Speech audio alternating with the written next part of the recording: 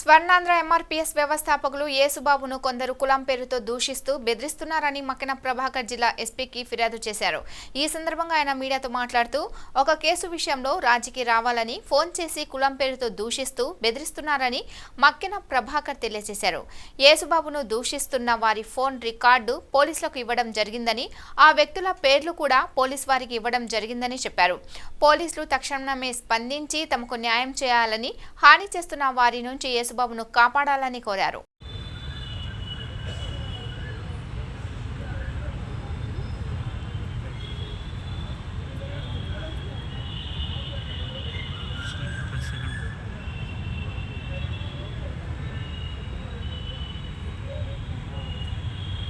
గట్టిగా చెప్పండి. మీరు ఏంది, ఎవరు, ఏం జరిగింది, ఏం కావాలి? నా పేరు మక్కిన ప్రభాకర్. నేను స్వర్ణాంధ్ర ఎంఆర్పీఎస్ గుంటూరు పల్నాడు జిల్లా ఇన్ఛార్జిగా పనిచేస్తున్నాను.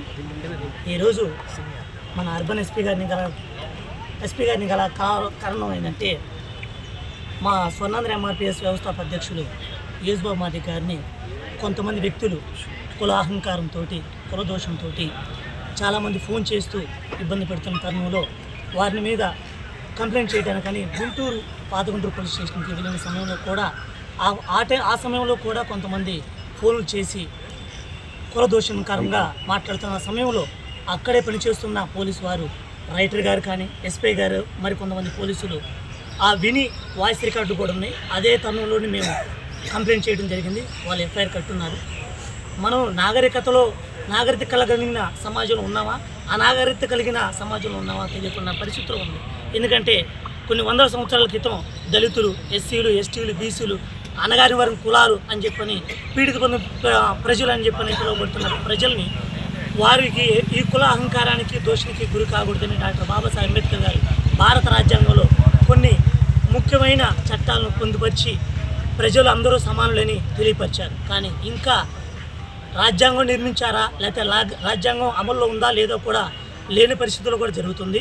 కాబట్టి ఎస్పీ గారు ఎవరైతే కులదోషం చేశారో వారందరిపైన త్వరగా వారిని పట్టుకొని వారిపై చట్టరీత్యమైన చర్యలు తీసుకోవాలని, తగిన న్యాయం చేయాలని, అలాగే ఇంకా దీనిపై తీసుకునే చర్యలను ఇంకా ఎవరు కూడా ఇట్లాంటి కుల అహంకారంతో కులదోషం చేయకూడదని మేము ఈ విధంగా సరిగా తెలియపరుస్తున్నాం.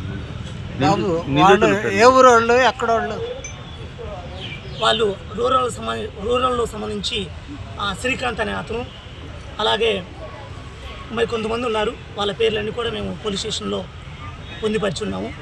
ఎఫ్ఐఆర్ కాగితం మా చేతితో ఉంది. ఆల్రెడీ ఎస్పీ గారికి కూడా ఇచ్చి ఉన్నాము.